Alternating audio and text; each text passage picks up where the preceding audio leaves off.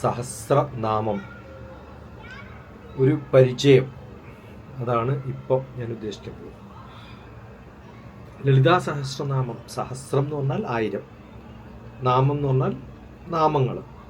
അപ്പോൾ 1000 നാമങ്ങളാണ് ലളിതാ സഹസ്രനാമത്തിലെ ദേവീ മഹാത്മ്യത്തിൻ്റെ ഒരു ഭാഗമായിട്ട് ദേവിയെക്കുറിച്ച് പറയുന്നതിൽ ലളിതാ സഹസ്രനാമം എന്നുള്ളതാണ്. ഒരു 1000 പേരുകൾ പറഞ്ഞ് ലളിത ദേവിയുടെ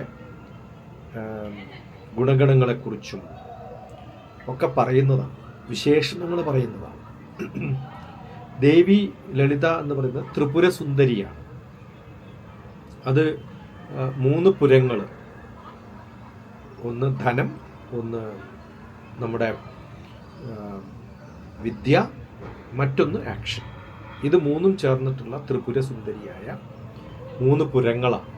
അത് ഉൾക്കൊള്ളുന്ന വിശേഷണങ്ങളുടെ സ്തുതിയാണ് സാധാരണഗതിയിൽ ലളിതാ സഹസ്രനാമം.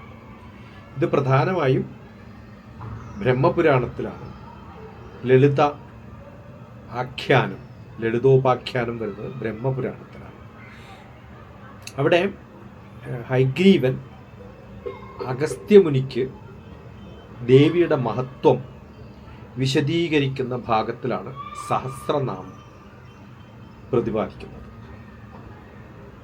ഈ ലളിത ത്രിപുര സുന്ദരി ആരാണ് എന്ന് ചോദിച്ചാൽ, ലളിതാദേവി ശ്രീവിദ്യ സമ്പ്രദായത്തിൽ 10 ദശമഹാവിദ്യയുടെ കൂട്ടത്തിൽ പരദേവതകളിൽ പ്രധാനമായ പേരുകൾ വരുന്നത് രാജരാജേശ്വരി, കാമേശ്വരി, ത്രിപുരസുന്ദരി, ശ്രീമാത. അതുകൊണ്ടാണ് ശ്രീപുര എന്ന 3 ലോകത്തിൽ ഭൂ, ഭുവ, സ്വർ ഇവയെ നിയന്ത്രിക്കുന്ന പരമശക്തിയായി, മാതാവായി കൽപ്പിക്കുന്നവരാണ് ലളിത ത്രിപുരസുന്ദരി എന്ന് പറയുന്നത്. ശ്രീചക്രവും ലളിതസുന്ദരിയുമായിട്ട്, ലളിതയുമായിട്ട്, ത്രിപുരസുന്ദരിയുമായിട്ട് വലിയ ബന്ധമുണ്ട്. ലളിതാ സഹസ്രനാമത്തിൻ്റെ ഹൃദയം എന്ന് പറയുന്നത് തന്നെ ശ്രീചക്രമാണെന്ന് വേണമെങ്കിൽ പറയാം. ശ്രീചക്രം ഒരു യന്ത്രം ആയിട്ട് കരുതണ്ട, ഒരു ജോമെട്രി ആയിട്ടുള്ള കരുതണ്ട. അത് ബ്രഹ്മാണ്ടത്തിൻ്റെ, ലോകത്തിൻ്റെ ഒരു ഏറ്റവും നല്ല ഡിപ്പിക്ഷൻ എന്ന് പറയുന്നത്, ചിന്ത എന്ന് പറയുന്നത്, അതിൻ്റെ ചിത്രം എന്ന് പറയുന്നത്, അതിനെ തത്വപരമായിട്ട് ചിത്രീകരിക്കാൻ സാധിക്കുന്നത്, ആത്മാവിൻ്റെ യാത്രയിൽ അന്തരംഗത്തിലെത്തുമ്പോൾ ഏത് രൂപരേഖയിലാണോ നമ്മൾ ഈ ലോകത്തെ ഡെപ്പിക്റ്റ് ചെയ്യേണ്ടത്, കാണിച്ചു കൊടുക്കേണ്ടത്, ആ രൂപത്തിലാണ് ഈ ശ്രീചക്രത്തെക്കുറിച്ച് നമ്മൾ കാണേണ്ടത്.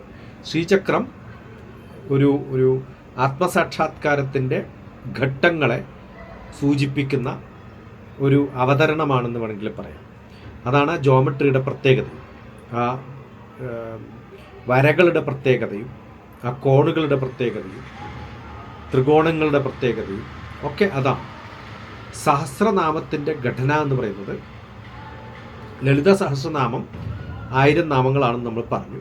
ശ്രീമാത, ശ്രീ മഹാരാജ്ഞി, ശ്രീമത് സിംഹാസനേശ്വരി, ഇത് ദേവിയുടെ മാതൃത്വമാണ്, ശ്രീമാത. പിന്നെയോ ശ്രീ മഹാരാജ്ഞി, രാജാധികാരത്തെ കൽപ്പിക്കുകയാണ്. ശ്രീമത് സിംഹാസനേശ്വരി, ഏത് അവസ്ഥയിലാണോ ആത്മീയമായ ആധിപത്യത്തിൽ മാതാവിരിക്കുന്നത് അത് കൽപ്പിക്കുന്നതാണ്.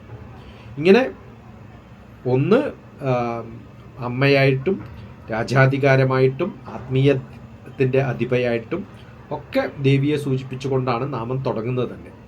നാമങ്ങളുടെ സ്വഭാവങ്ങൾ നമ്മൾ പ്രത്യേകിച്ച് പറയുമ്പോൾ 3 തലത്തിലാണ്. ഒന്ന് ഭൗതികമായ, ലൗകികമായ അനുഗ്രഹം കൊടുക്കുന്ന തരത്തിലുള്ള കുറേ നാമങ്ങൾ നമുക്ക് കാണാൻ പറ്റും. പിന്നെ മാനസികമായ ശാന്തിയുടെ, ആത്മവിശ്വാസത്തിൻ്റെ ലെവലിലുള്ള കുറേ നാമങ്ങൾ നമുക്ക് കാണാൻ പറ്റും.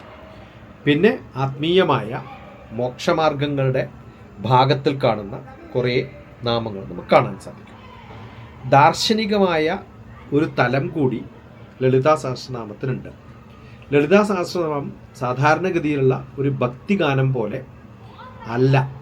അദ്വൈതമായ തത്വശാസ്ത്രം നമുക്ക് കാണാൻ സാധിക്കും, ശക്തിയുടെ തത്വം നമുക്ക് കാണാൻ സാധിക്കും, കുണ്ടലിനി യോഗം കാണാൻ സാധിക്കും, ശ്രീവിദ്യ ഉപാസന എന്ന് പറയുന്ന അവസ്ഥയിൽ ദശമഹാവിദ്യയുടെയൊക്കെ ഭാഗമായിട്ട് ഉപാസിക്കുന്നവർക്ക് വ്യത്യസ്തമായ തലത്തിൽ അതിനെ കാണാൻ സാധിക്കും. ഇതിൻ്റെയൊക്കെ സമന്വയമായിട്ട് ഓരോ ലെവലിൽ നമ്മൾ എത്തുന്നതനുസരിച്ച് അതിൻ്റെ ആഴത്തിലേക്ക് ഇറങ്ങാൻ സാധിക്കുന്നതാണ്. ഞാൻ പണ്ട് ഒരു 10-15 വർഷം പഠിപ്പിച്ചിട്ടുണ്ട് അതിനു മുമ്പ്. അത് കഴിഞ്ഞിട്ട് അമേരിക്കയിൽ പോകുമ്പോഴാണ് 7 സ്റ്റേറ്റുകളിൽ യാത്ര ചെയ്യുന്ന സമയത്ത് ഒരു തെലുങ്ക് ഗ്രൂപ്പ് നന്നായിട്ട് ചൊല്ലുമായിരുന്നു. ആ സമയത്ത് അർത്ഥം പറഞ്ഞു കൊടുത്തിട്ട് യാത്രയിലുള്ളത് റെക്കോർഡിട്ട് യൂട്യൂബിൽ അവൈലബിൾ ആണ്. പക്ഷെ അത് വളരെ ക്ലിയർ അല്ല, കാരണം യാത്രയുടെ ഇടയിലൊക്കെ ഇങ്ങനെ ഇടണമെന്ന് വിചാരിച്ച് റെക്കോർഡ് ചെയ്തതൊന്നും അല്ല. ഒരു ഉദാഹരണം പറയുകയാണെങ്കിൽ ചിതഗ്നികുണ്ഡസംഭൂത എന്ന് പറയും. ചിതഗ്നിയിൽ നിന്ന് ഉദിച്ചവൾ എന്നാണ്. എന്താണ് ചിതഗ്നി? ചിത്ത് അഗ്നിയായിട്ടുള്ളത്, അത് ചൈതന്യമാണ്. ചൈതന്യത്തിൻ്റെ അഗ്നിയിൽ ഒന്നുമില്ലാത്ത അവസ്ഥയിൽ നിന്നും ബ്രഹ്മം എന്ന് പറയുന്ന അവസ്ഥയിൽ നിന്ന് ആ അഗ്നിയിൽ നിന്നുള്ളൊരു ശക്തി എന്ന് പറയുന്നത് ഏറ്റവും പ്യൂറസ്റ്റ് ഫോമിലുള്ള ഒരു ദേവിയായിട്ട് നമ്മൾ കാണാം. ഇങ്ങനെയൊക്കെയാണ് ഈ നാമങ്ങളുടെ പേര്. പല രസകരമായ നാമങ്ങൾ അവിടെ ഇവിടെയൊക്കെ ഞാൻ എടുത്ത് പറഞ്ഞിട്ടുണ്ട്. ശത്രുബുദ്ധിർ വിനാശായ, നമ്മൾ പൊതുവെ വായിക്കുമ്പോൾ അർത്ഥം മനസ്സിലായെന്ന് വരില്ല. ശത്രുവിൻ്റെ ശത്രുതാബുദ്ധി ഇല്ലാതാക്കാൻ കഴിവുള്ള ദേവി എന്നാണ്. എൻ്റെ ശത്രു ഇന്ന ആളാണെന്ന് ഞാൻ പറയുമ്പോൾ ആ ശത്രുതാബുദ്ധി അയാളിലല്ല, എന്നിലാണ്. അപ്പോൾ എൻ്റെ മനസ്സ് ക്ലീൻ ചെയ്യുന്ന പ്രോസസ്സിനാണ് ദേവി അവിടെ നമുക്ക് അനുഗ്രഹം തരേണ്ടതെന്നാണ്. അത് നശിപ്പിക്കാനുള്ള അനുഗ്രഹം എനിക്ക് കിട്ടണേ എന്നാണ് ഞാൻ പ്രാർത്ഥിക്കുന്നത്. ഉപാസനയുടെയും പ്രായോഗികമായ ജീവിതത്തിൻ്റെയും ഇത്തരം തലങ്ങളിലൂടെ നമ്മൾ ദേവി സഹസ്രനാമത്തെ നമുക്ക് കാണാൻ സാധിക്കും.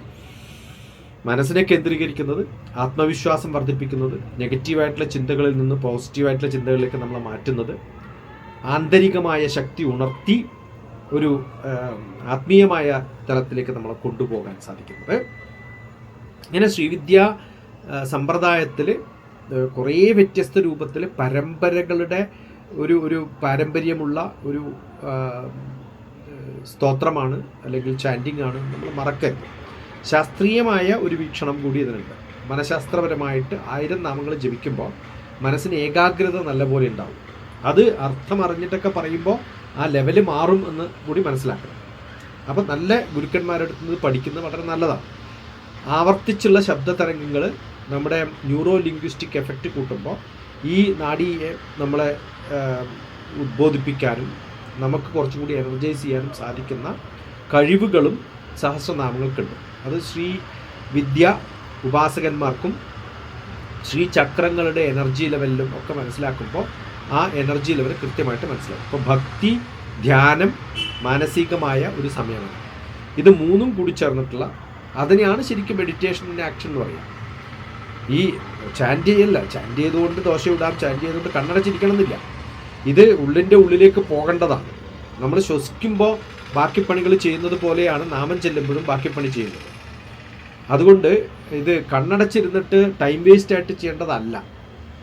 ബൈഹാർട്ട് പഠിക്കുന്ന ആൾ ഓരോ പഠിച്ച് കഴിയുമ്പോഴത്തേക്കും ഓരോ പണി ചെയ്യുമ്പോഴും ജപവും ബോധവും കർമ്മവും കൂടി ചേരുമ്പോഴാണ്, അല്ലെങ്കിൽ ദേവി എനർജി എന്ന് പറയുന്നൊരു സങ്കല്പമാണല്ലോ. ആക്ഷൻ എന്ന് പറയുന്നത് ചെയ്യാൻ വേണ്ടിയിട്ടാണ്, കർമ്മങ്ങൾ ചെയ്യാൻ വേണ്ടിയിട്ടാണ് നമുക്ക് ശക്തി തരുന്നത്. അപ്പോൾ ദേവി ഉപാസനയുടെ വ്യത്യസ്തമായ തലത്തിൽ അതിനെ കണ്ട് ഉന്നതമായ സ്ഥാനം കരുതി ദേവിയുടെ ചക്രധാരയുടെ അവസ്ഥയിൽ ഹൃദയത്തിൻ്റെ ഉള്ളിലെത്തുന്ന തോന്നലുകൾ നമുക്ക് അനുഭവിക്കുമ്പോഴാണ് ദേവിയുടെ സഹസ്രനാമം നമുക്ക് ഫലം തരുന്നത്. ഭക്തിയും ജ്ഞാനവും ഭഗവത്ഗീതയിൽ എങ്ങനെയാണോ കർമ്മം ചെയ്യാൻ നമ്മൾ ഉപകരിക്കുമെന്ന് പറഞ്ഞത്, അതുപോലെയാണ് ഇവിടെയും. ഇവിടെ സ്ത്രീ ശക്തിയുടെ പരമരൂപമായിട്ട് ദേവിയെ സങ്കല്പിച്ച് കരുതി വിശേഷണങ്ങൾ പറഞ്ഞ് ഫലിപ്പിക്കുന്ന ശ്ലോകങ്ങളും മന്ത്രങ്ങളും ഒക്കെ. ലളിതാ സഹസ്രനാമം എന്ന് പറയുന്നത് ഒരു സ്തോത്രമല്ലാതെ മനസ്സിലാക്കാം. ആത്മീയ ശാസ്ത്രമാണ്, ഒരു യോഗ പദ്ധതിയാണ്, ഒരു ചൈതന്യം നമ്മൾ ഉണ്ടാക്കാനുള്ളൊരു മെഡിസിനായിട്ട് കരുതണം. പിന്നെ ദൈവത്തിൻ്റെ രൂപത്തിലോ ദൈവികമായ രൂപത്തിലോ അല്ല, നമ്മുടെ ഉള്ളിലുള്ള പുറമേ ഉള്ളതല്ല എന്നർത്ഥം. പരാശക്തിയുടെ രൂപത്തിൽ നമ്മുടെ ഉള്ളിൽ കാണുമ്പോഴാണ് നമ്മളത് ശരിക്കും റിയലൈസ് ചെയ്യുന്നത്.